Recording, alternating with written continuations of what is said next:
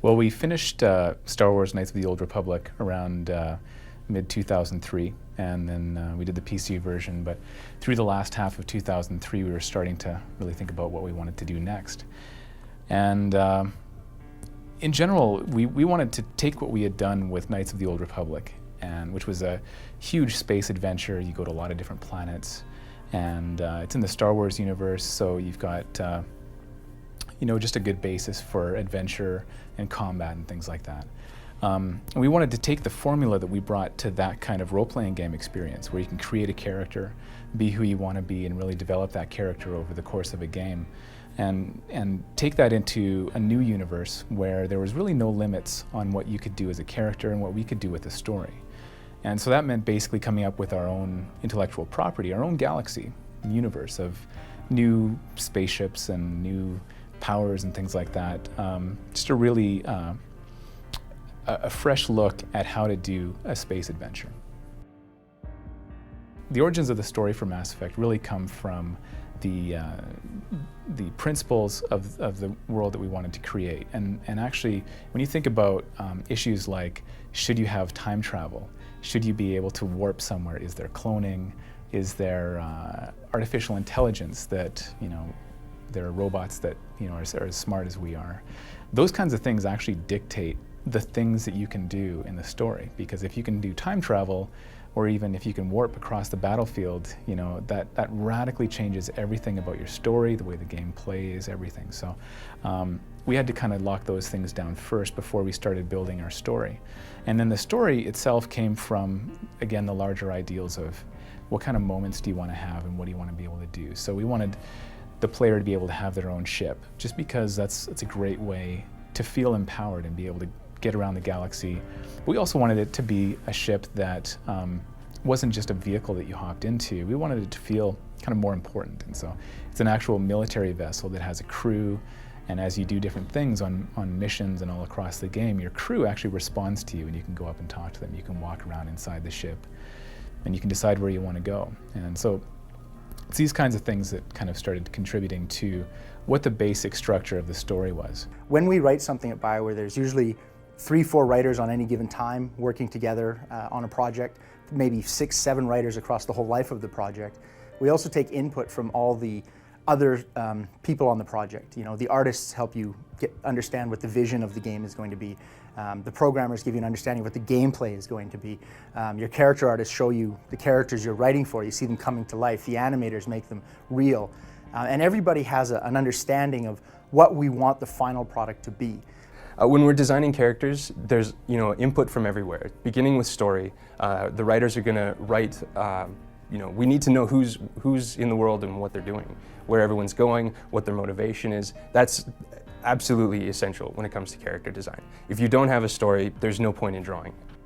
They say a picture says 1,000 words, but yeah, it says way more than that.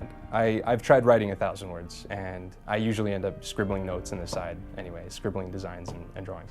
To me, storytelling is the most important aspect. If you haven't told your story right, and you've ended up wasting the whole audience's time, really, it's about taking people to places they haven't been before.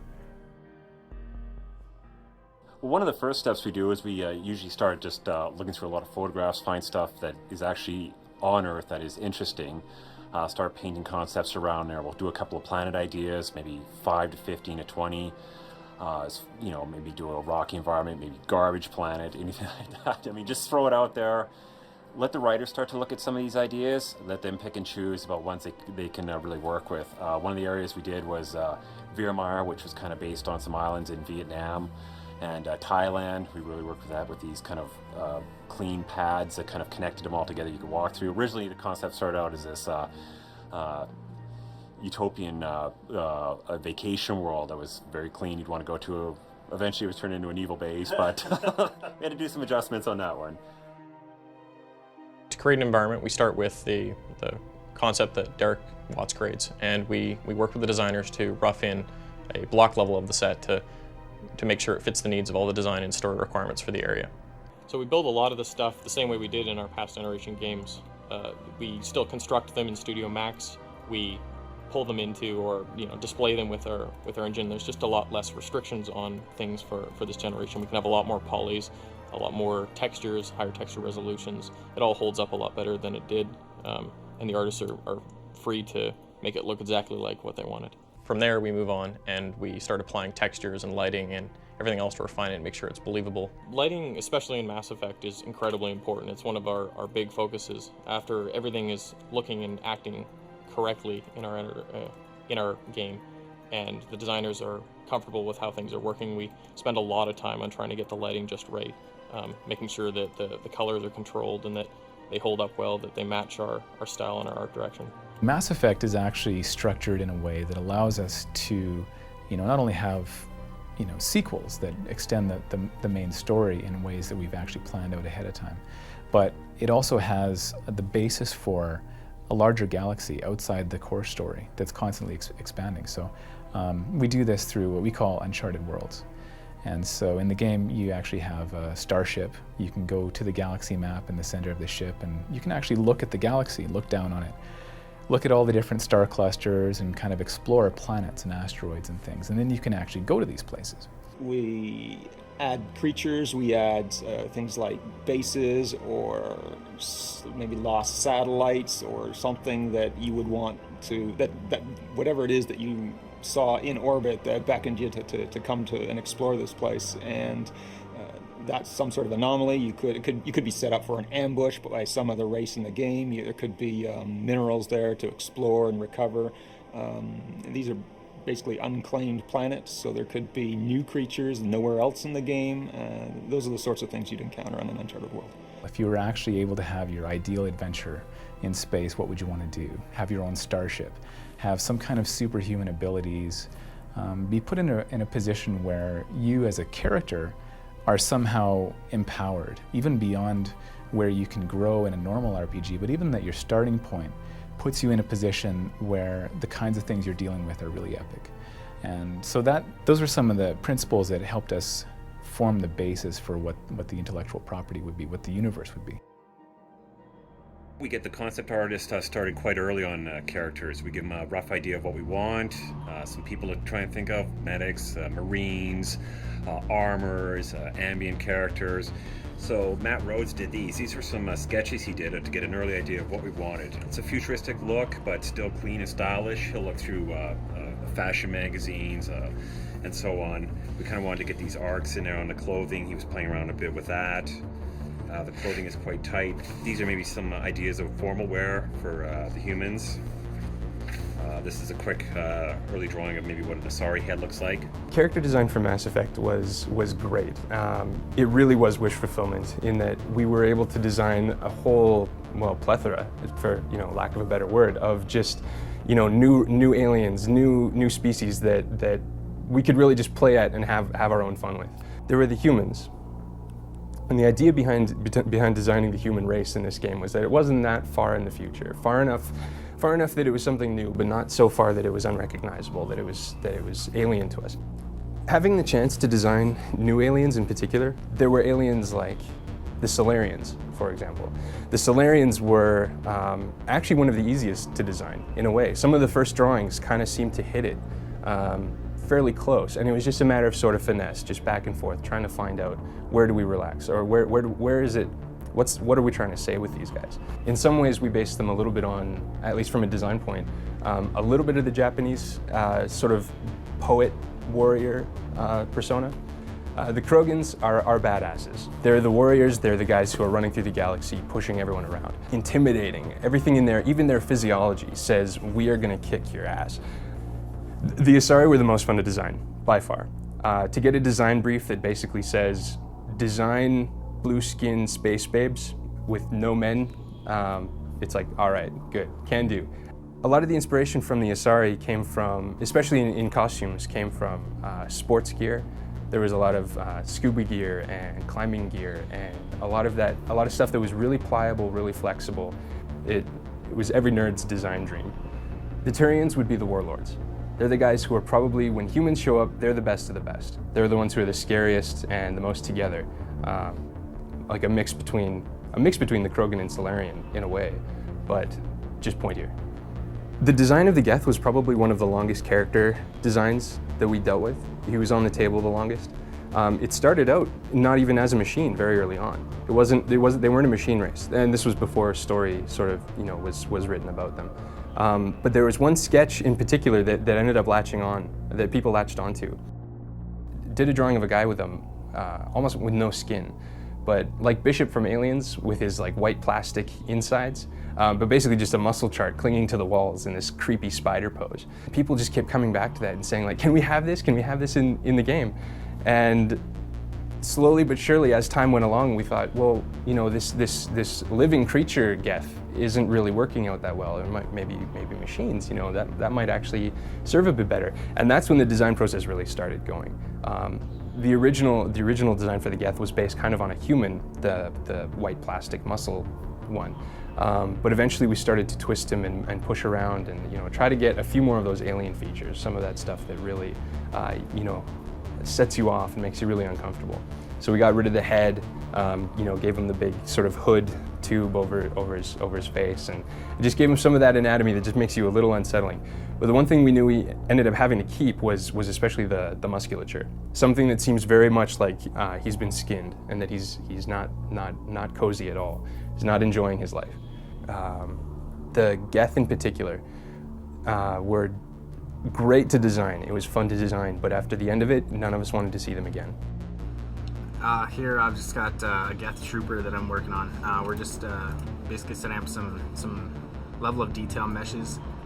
You can also notice in here the green and blue is the character rig that the animators will use to pose the character.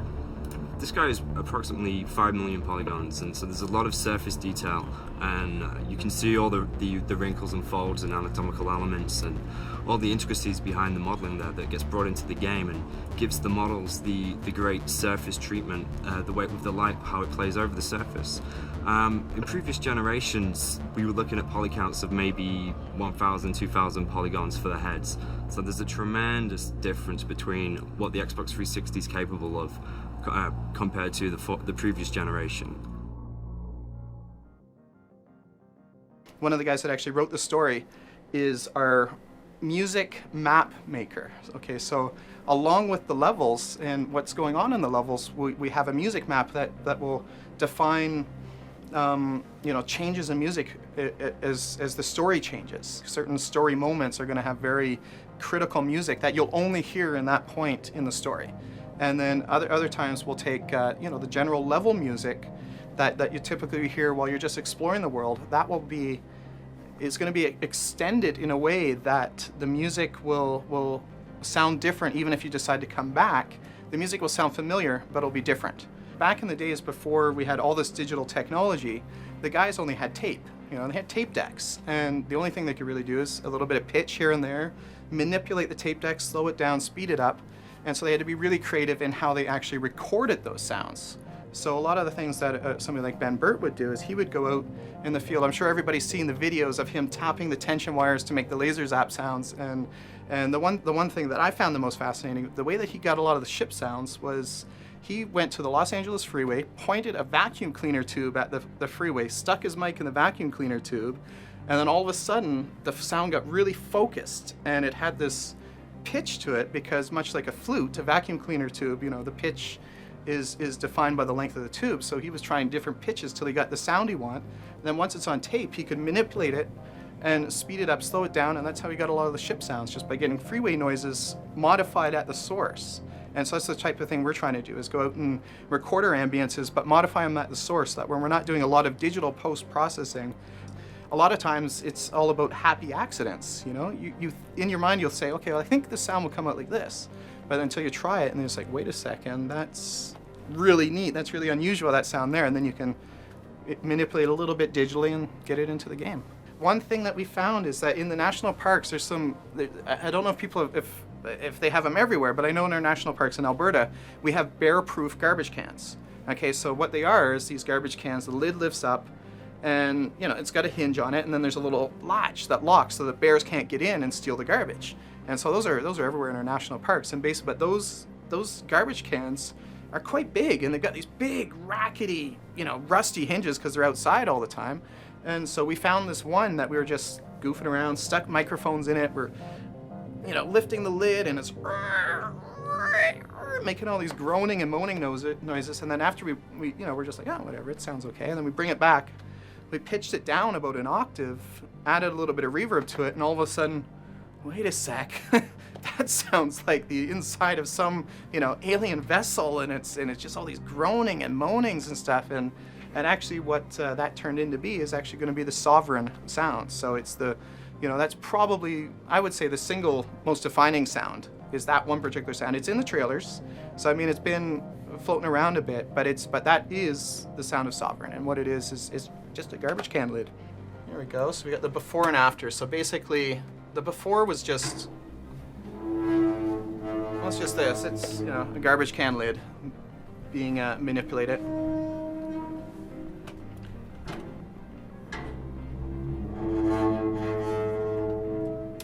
And then the after turned into that, which is our money sound. That's probably I guess that would be the single proudest sound in the game, because it was a happy accident. And that's really just a garbage can lid pitched down an octave with a little bit of reverb on it to liven it up. We really kind of have three portions to the design department. There's the writers who do all the story. There's the cinematic designers, which mostly make our dialogues and some of our cutscenes very, very cinematic. They're responsible for making that look. And then everything else, all the collection together, is what the tech designers do. We take all the resources from every other department, and we script all the combats and script everything together. We do most of our work in Kismet, which is a visual scripting language. Sometimes it can get kind of crazy, a little complex. Like, for example, this is the innards of this action station that I'm talking about, which is kind of where the intelligence is for what kind of twitches. You know, there's a lot of logic flowing through all these and saying what twitches the guy might do when he's in this station. We have three different classes three different types of combat classes that all deploy different powers and abilities. And it's how all that stuff comes together into a combination that we're hoping really creates a lot of really cool, fun gameplay for the player. The animators, they have mocap for all of their scenes, and they tend to spend a lot of time on the very key scenes that take a lot of work.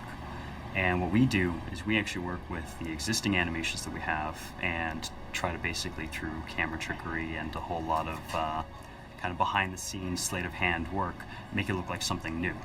One of the things we tried really hard to do in Mass Effect is to allow our designers and our artists to be able to create the kind of NPCs that they want to, simply with a few sliders and a few presses of the button. You know, for example, just one slider to control the skin tone. We can tint the color of the bone. Basically, we've got a lot of different things we can do. Along with the materials, we're also able to control all the features of the face. So, for example, we can adjust the height of the eye. We can adjust the width. We can pretty much pick any of the features we've decided to allow customization on, and really we can do quite a bit with it. Unlike previous games I've worked on, we were really close with the character designers right from the start of the game. When we're creating the rigs for every single creature, they'll typically send us all the concepts, and us being animators and production, and anybody that's going to be involved in bringing the characters to life, which covers a lot of disciplines, and we all have sign-off on it. We're all able to say things like, animators will be able to say, oh, if the arm was to lift up there, then the character will break at this point. So we're able to catch all that as they're making the concepts, and then they'll move on to the next stage where they'll actually create a low-res model, and then we can actually stick that in the game and start playing around with it and try and iron out all the flaws with it before they go into doing the high detail meshes. This here is the character. You'll see that we make sure we have the eyes turned on here, and if I was to simply turn the eyes off, you'd see the difference in how much the character looks alive. This is what we typically expect in games. We always try to build in layers of depth, and so there's always the core story, and then we also have side plots, and part of the interest in the side plot is that you don't have to do it, which usually something that you don't have to do is therefore even more tempting. And with Mass Effect, we kind of took it even further, and then we actually added places on the map that are outside even the plots that you know about. Even if they're side plots, there's still other places for you to go. So again, it kind of adds to what you can do if you want to. But even if you choose not to do the additional side plots or go and explore the extra worlds and asteroids and things that are out there in the galaxy, it actually just makes the main story more interesting, because you know that main story is set inside a larger galaxy. So just the fact that you can go past something and say, no, I'm not going to go there. I am going to stick to the main story. That little choice kind of reinforces the fact that you have freedom in this game.